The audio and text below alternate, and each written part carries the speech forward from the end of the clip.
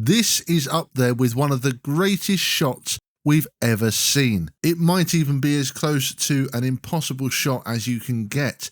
And what's more, it came from one of the greatest pool players we've ever seen, a true legend of the game. But can I, a very below average pool player, recreate this legendary shot? Let's find out. The shot I'm referring to comes from the 1995 Sands Regency Open 9-ball, and this was the final where Efren Reyes was facing Earl Strickland. It was a race to 13, and it's not exactly a shock that these two were tied at 12 each. As you might expect, these two put on a show. It was neck and neck pretty much all the way. Efren pulled away to 9-7, but Earl managed to bring it to 9 each. And then Efren managed to win 3 in a row to make it 12-9, and it looked at this point like he'd finally managed to break through. But you can never count out Earl the Pearl. Efren Reyes was in on the 5-ball, but he didn't really have a shot here, so he decided to play safe. And he played a very good safety shot. The problem was the 5-ball ended up kissing the 8, and the 8 went in. He was in a really tough position here. He really had no shot. It was such an unfortunate roll for the 8-ball to go in. So what on earth could he do now?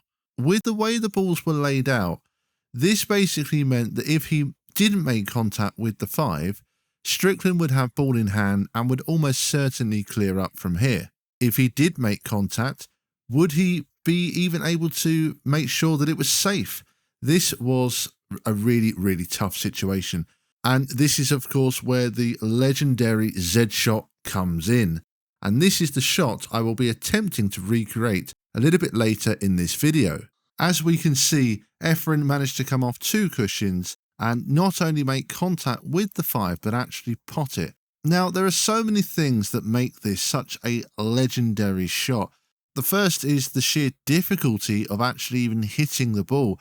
As I will demonstrate shortly, you have to be so accurate with pretty much everything to do with this shot, and it can go quite horribly wrong. You've got the 7-ball in the way, there's just so many things that add to the difficulty of this shot. And not only that, you've got the fact that this was the final and the deciding frame. If he makes a mistake here, essentially that's the end of the tournament. He loses because Strickland would almost certainly be able to clear up. So it's not only that it's an insanely difficult shot to hit and pot, but the magnitude of the moment and the fact that it really won him the title, it just makes this one of the greatest shots of all time. And it really is mind-boggling that he managed to do this just on one attempt. So let's go on to see how my recreation went. Now, I'm not a very good pool player. I don't play a lot at all. And really, I only just picked up a cue for the first time in about a year. And before that, I didn't play very frequently at all. So when it comes to these recreations that I've started to do, my expectations are very low. And probably this shot is a little bit beyond me. At this point, I gave it a go anyway. So my first attempt actually surprised me because I made contact with the 5. And just doing that, I felt that was a pretty good start. But then after that, I had quite a few shots in a row where I didn't really get near. I had an idea of what I needed to do here to get in the right area, but actually doing that is another matter. You do have to hit this ball quite hard. From what I can see and from how I've seen others try to do it before, it seems to me like you have to get the pace absolutely spot on, but you do seem to need to hit it fairly hard. And as far as I understand, you do need left-hand side on this one as well to create the right angle. So that's pretty much where I started.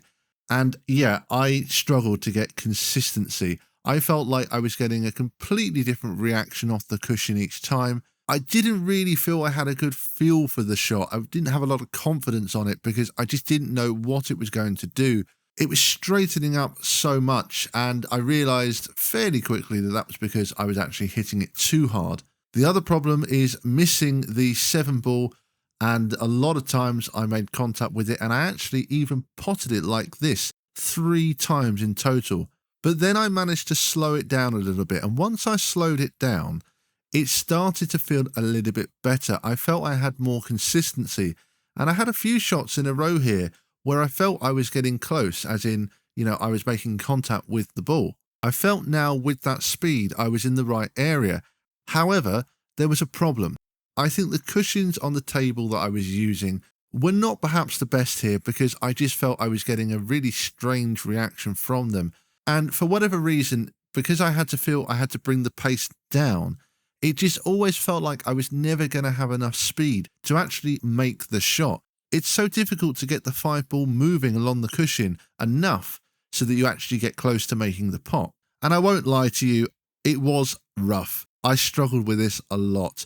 I actually don't even know how many attempts I had, because I just went on and on and on until I got agonizingly close, and I really thought I had this here, and I was willing this to go in, and it was rolling along, and it just stayed out. And I had been feeling a little bit disheartened and feeling like this maybe isn't going to be possible for me, but that attempt there gave me some hope. So I carried on, and I carried on, and I carried on some more, and again, just didn't feel like I was getting particularly close. And then I decided, I think I'm going to have to call it a day. Tried a couple more times, and then I got really close once again. And again, I was winning this along the cushion, but yeah, it would not fall. And there were a few swear words there which I won't include. But yeah, I was really frustrated that these two shots didn't go in. But just every time that I felt like I wasn't going to do it, suddenly an attempt came that did give me hope, and I just kept trying. But yeah, it just wasn't to be. Like I said, I just couldn't seem to get the right sort of reaction from the cushion that I was hoping to get. And that's not me trying to blame the table. I'm sure a lot of this was my consistency or lack of consistency in terms of the pace of the shot. That seemed to be the key. As soon as I brought the pace down, like I said, I felt I was getting a lot closer. The problem was, it just didn't have enough to be able to then get that 5-ball rolling enough. So I felt like I had to try and bring my speed up. I experimented with everything that I could think of. I was trying to really focus on cueing it really well. And I felt like when I cued it perfectly, then I did get close. Like I said, I lost count of the number of attempts here, but I'm pretty sure I hit about 100 attempts here. And in the end, I was defeated. I decided to walk away because I just felt I wasn't getting close again. I had about 20 attempts in a row where I was pretty much nowhere near. So in the end, this was my closest attempt. I was very frustrated because I felt I got extremely close on 2 occasions, and perhaps on another day, one of those would have rolled in, but it wasn't to be. So you're probably watching this and wondering, well, why are you uploading this if you failed to recreate this shot? Well, there's a few reasons that I want to explain. The first reason is this: like I keep saying, I'm doing this channel for fun. I'm doing some recreation videos. I'm also doing some other type of videos where, I break down some of the greatest shots of all time, some of the greatest matches, etc. I don't claim to be a great or even a good player. I'm doing this because I really enjoy the game and I want to get better. I want to improve. I want to start playing more regularly. And the fact is, without mistakes, you don't learn. Without failure, you don't learn.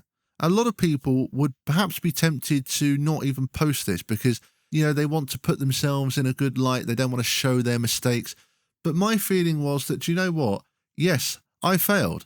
I can sit here and be honest with you and say, yes, I failed. But that doesn't mean I will give up, because the most important thing is to be able to learn from those mistakes and from those times when things just didn't go right. I really felt I did learn a lot from my attempts about how I was adjusting, and I did get close. It didn't go how I wanted, and I went away disappointed. But again, that's how you learn. So I wanted to upload this as, I suppose, a bit of a lesson for any of the perfectionists out there. And I'm certainly one of those. I am a perfectionist. When I set out to try and do something, I want to do it, and I want to do it as well as I can. But sometimes it just doesn't work out like that. And what it does also show, and this is another reason why I wanted to upload this video, is it shows just what an amazing and difficult shot this is. And yes, there have been guys who have recreated this online many times before, but those are very good pool players,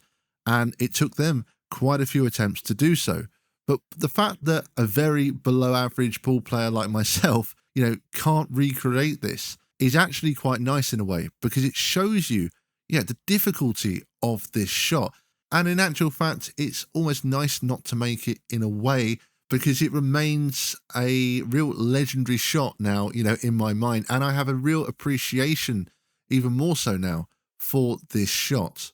So that was, one of the main reasons for still uploading this, because I thought, you know what, we can look at the history of the shot and you can actually see just how difficult it is for, an average player to go and try and do this in that sort of situation. And finally, this is almost like a little bit of a marker for this channel. This is the very start of this YouTube channel. So I'm going to continue to make videos. I'm going to continue to try and do recreations, and I will try this again. Maybe in a month, 2 months, 6 months time, I will try and do this again. And it will be very interesting to see, once I improve, whether I can actually make this shot. I know many of you were hoping to see a recreation here, and I hope it's not too much of an anti-climax. But really the lesson here to take away is, if you don't make mistakes, you don't learn. If you don't fail, you don't learn. If I made every single recreation every time I tried, well then I probably wouldn't really get much better.